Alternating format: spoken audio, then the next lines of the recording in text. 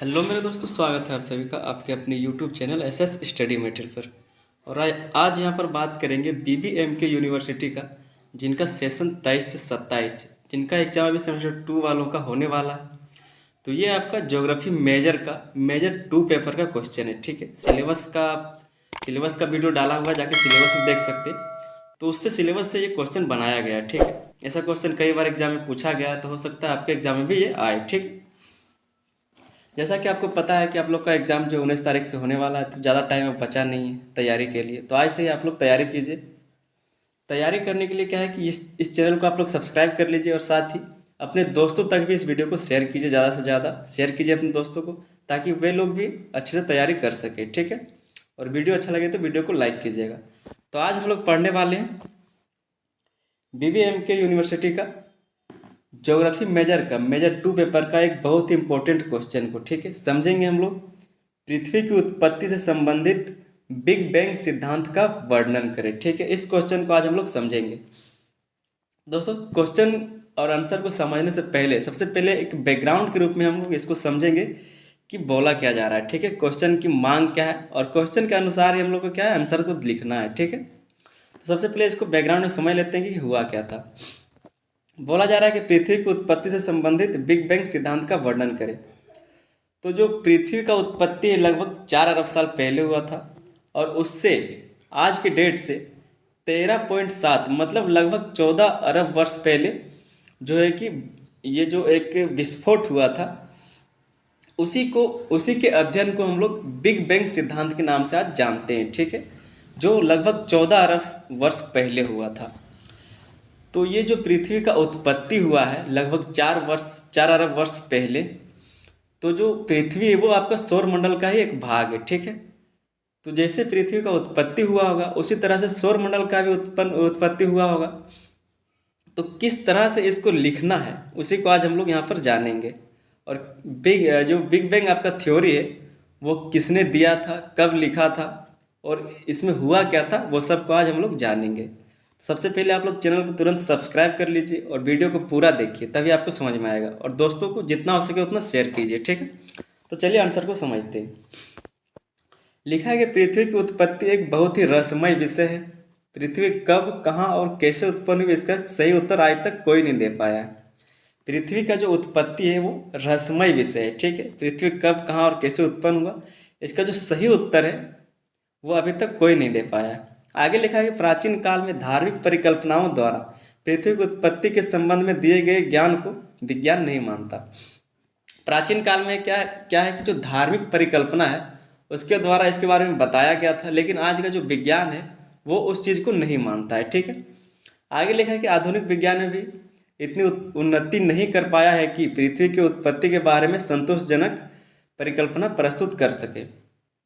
आधुनिक आज का जो विज्ञान है वो भी इतना उन्नति नहीं कर पाया कि जो सटीक जानकारी है पृथ्वी का उत्पत्ति का, उसके बारे में सही से बता सके। ठीक है, आगे लिखा है कि कुछ विद्वानों ने पृथ्वी की उत्पत्ति को समझने का प्रयत्न किया है और अपनी परिकल्पनाएं प्रस्तुत की है। कुछ वैज्ञानिक हैं जिन्होंने क्या है कि पृथ्वी की उत्पत्ति को समझने का कोशिश किया है और अपनी अपनी परिकल्पना जो है प्रस्तुत किया गया। ठीक है, आगे की पृथ्वी सौरमंडल का एक सदस्य है और उसकी उत्पत्ति अन्य ग्रहों से भिन्न नहीं हो सकती। अतः विद्वानों ने पृथ्वी की उत्पत्ति के साथ सौरमंडल का भी उत्पत्ति को स्पष्ट करने का प्रयत्न किया है। जैसा कि हमने शुरू में बात किया कि जो पृथ्वी का उत्पत्ति है उसी प्रकार सौरमंडल का भी उत्पत्ति हुआ होगा। तो उसी तरह से सिर्फ पृथ्वी की उत्पत्ति का अध्ययन ना करके पूरे सौरमंडल का उत्पत्ति का अध्ययन किया जा रहा है आज के समय में। ठीक है, आगे समझते क्या लिखा है।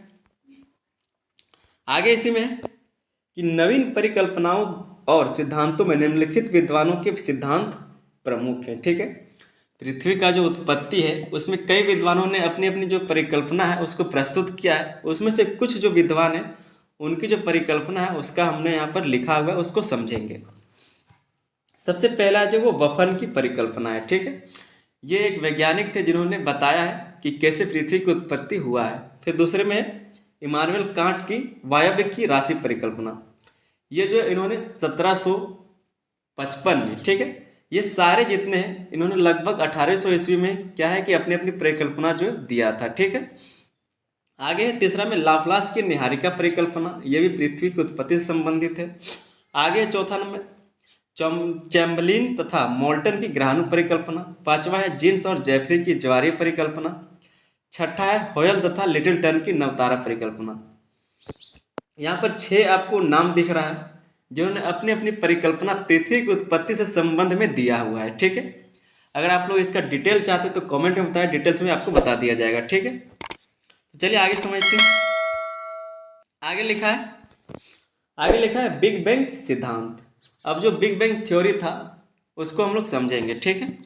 लिखा है कि द्वितीय विश्व युद्ध के बाद आधुनिक वैज्ञानिक आविष्कार और नवीन तकनीक के विकास से अनेक नए सिद्धांत दिए गए। जो जब द्वितीय विश्व युद्ध खत्म हुआ उसके बाद क्या है कि आधुनिक वैज्ञानिक आविष्कार हुए, नवीन तकनीक आए, नए नए तकनीक लाए गए। उसके विकास से क्या हुआ कि अनेक सिद्धांत दिए गए, ठीक है। किस पर? बिग बैंग सिद्धांत पर, ठीक है। कि कैसे पृथ्वी का उत्पत्ति हुआ, कैसे जो ब्रह्मांड है उसका उत्पत्ति हुआ, इस पर कई सिद्धांत दिए गए। आगे लिखा है कि पिछले कुछ वर्षों में वैज्ञानिकों ने केवल पृथ्वी की उत्पत्ति के स्थान पर पूरे ब्रह्मांड की उत्पत्ति के बारे में सोचना शुरू कर दिया।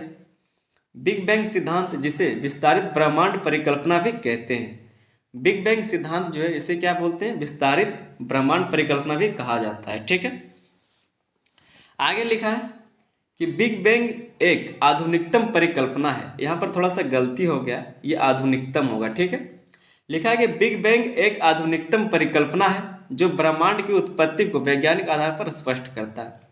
ये जो थ्योरी दिया गया है बिग बैंग, ये क्या है कि एक वैज्ञानिक आधार पर स्पष्ट किया गया है, ठीक है।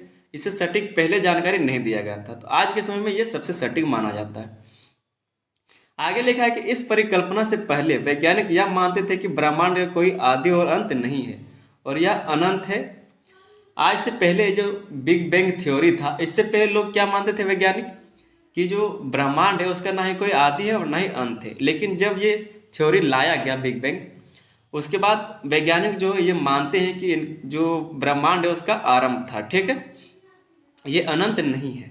आगे लिखा है कि परंतु बिग बैंग सिद्धांत के बाद ब्रह्मांड को अनंत नहीं माना जाता है। क्या है कि जब बिग बैंग सिद्धांत आया तो इसके बाद जो ब्रह्मांड है उसको अनंत नहीं मानने लगा, ठीक है। आगे समझते। आगे लिखा है बिग बैंग सिद्धांत का श्रेय एडविन हबल को जाता है। इन्होंने ये सिद्धांत लिखा है, ठीक है। लिखा है कि बिग बैंग सिद्धांत का श्रेय एडविन हबल को जाता है, जिन्होंने 1920 में यह प्रमाणित किया कि ब्रह्मांड का विस्तार हो रहा है। समय बीतने के साथ आकाशगंगाएं एक दूसरे से दूर होती जा रही है। इस सिद्धांत के सबसे पहले समर्थक 1964 ईस्वी में आर्नो पेंजियास तथा रॉबर्ट विल्सन ने किया था। दोस्तों ये जो एडविन हबल है, इन्होंने क्या किया? 1920 में प्रमाणित किया कि जो ब्रह्मांड है उसका विस्तार हो रहा है, ठीक है। ब्रह्मांड जो फैलता जा रहा है। समय बीतने के साथ आकाशगंगा जो है वो एक दूसरे से क्या है कि दूर जाते जा रहा है। हम लोग जैसे एक आकाशगंगा में रहते हैं, जिसका हम लोग का क्या नाम है, वो हम लोग जिस आकाशगंगा में रहते हैं उसका नाम है मिल्की वे, ठीक है। तो इस तरह से जो भी आकाशगंगा वो एक दूसरे से दूर जाते जा रहे हैं, ठीक है। यही बोला गया था एडविन हबल द्वारा। आगे लिखा है कि इस सिद्धांत के सबसे पहले समर्थन 1964 ईस्वी में किसने किया था? आर्नो पेंजियास तथा रॉबर्ट विल्सन ने, ठीक है। इन्होंने सबसे पहले इस सिद्धांत का समर्थन किया था। उन्होंने अपने सिद्धांत कॉस्मिक रेडिएशन में इसकी व्याख्या की थी। ये जो इन दोनों का एक सिद्धांत था कॉस्मिक रेडिएशन, इसमें इस चीज़ का व्याख्या किया गया है, ठीक है।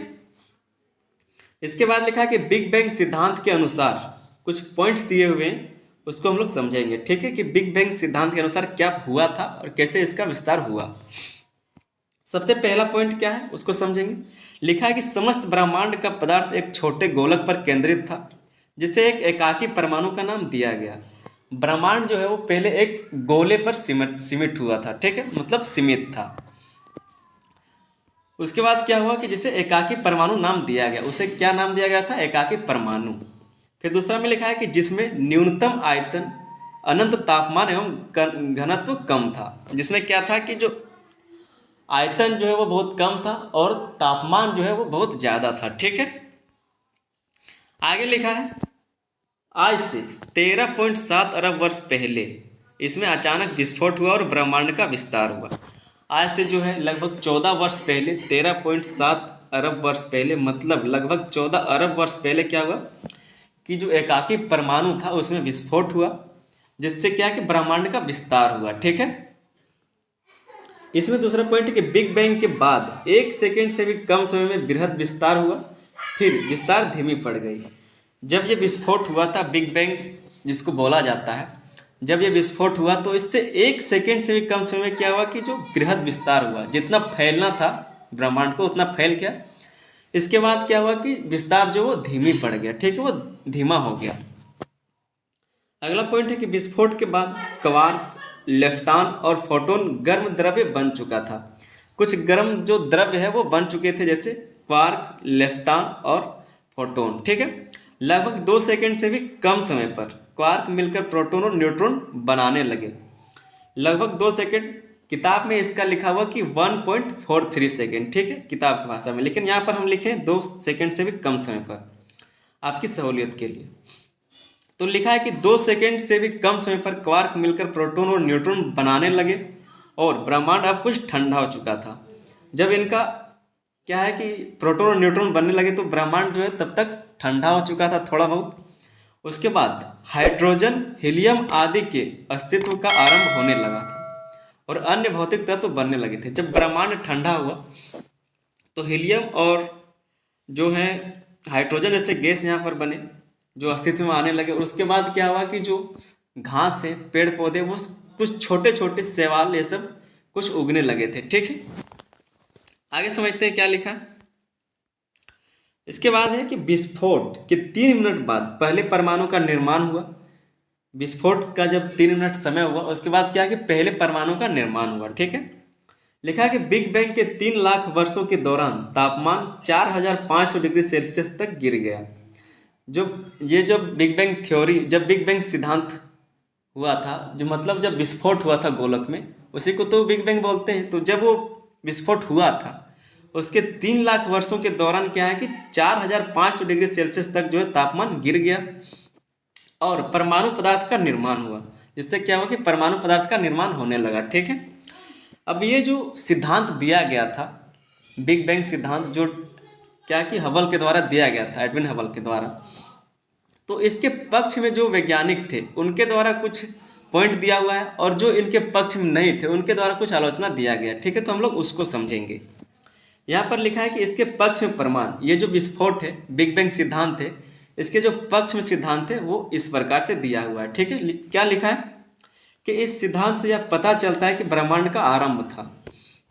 ये जो सिद्धांत है इससे पता चलता है कि पहले जो माना जाता था कि ब्रह्मांड का ना ही कोई आदि है ना ही अंत है, तो जब ये सिद्धांत लाया गया तो इससे यह पता चला कि जो ब्रह्मांड है उसका आरंभ था। ठीक है। दूसरा पॉइंट है ब्रह्मांड का आकार बढ़ रहा है। पहले जो ब्रह्मांड सिर्फ एकाकी गोले पर था, जब उसका विस्फोट हुआ तो उसका विस्तार हुआ, लेकिन वो जो विस्तार है वो आज भी हो रहा है, लेकिन धीमी गति से हो रहा है। तो ये बोला जा रहा है कि ब्रह्मांड का आकार बढ़ रहा है, आकाश गंगाएं जो एक दूसरे से दूर होती जा रही है। ठीक है।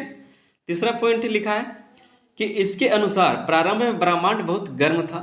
जब सबसे पहले जब पृथ्वी का उत्पत्ति हुआ था या फिर जब ब्रह्मांड का उत्पत्ति हुआ था तब क्या है कि बहुत गर्म था ये ब्रह्मांड। ठीक है, पृथ्वी भी पहले जो है कि लावा में था, उसके बाद ये धीरे धीरे ठंडा हुआ, जलवायु परिवर्तन हुआ कई लाखों सालों तक, उसके बाद आज वर्तमान पृथ्वी बना है। ठीक है। इसमें चौथा पॉइंट क्या है, चौथा पॉइंट है कि ब्रह्मांड में हाइड्रोजन तथा हीलियम जैसे हल्के पदार्थ की उपस्थिति इसके पक्ष में। ये जो हाइड्रोजन और हीलियम जैसे पदार्थ है उसका जो पक्ष है वो क्या है कि इस विस्फोट से जो बिग बैंग सिद्धांत दिया गया है इसी के पक्ष में है। ठीक है, आगे लिखा है, आगे इसमें लिखा है इसके विपक्ष में प्रमाण। ठीक है, अब इसके विपक्ष में, इस विस्फोट के जो बिग बैंग थ्योरी है इसके विपक्ष में क्या प्रमाण है उसको समझते हैं। कुछ वैज्ञानिक इसको नहीं मानते। ठीक है, तो क्या लिखा है उसको जानेंगे। लिखा है कि बहुत से वैज्ञानिक नहीं मानते हैं कि ऐसा विस्फोट मुमकिन है, संभव है, वे विस्तार को अधिक महत्व देते हैं। कई वैज्ञानिक ऐसे हैं जिनका मानना है कि ऐसा मुमकिन नहीं है कि एक छोटे से गोलक का विस्फोट हुआ हो और इतना बड़ा ब्रह्मांड का निर्माण हुआ हो। ठीक है, वो मानते हैं कि बस पहले से ही ब्रह्मांड बना हुआ था, उसका बस विस्तार होता जा रहा है। ठीक है। दूसरा पॉइंट है हम एकाकी गोले को अंतरिक्ष में कल्पना करते हैं, जबकि वे मानते हैं कि बिग बैंग से पहले अंतरिक्ष नहीं था। जैसे हम अभी एक परमाणु गोले का बात किए, जिसको एकाकी गोला बोला जाता है, नाम दिया गया था।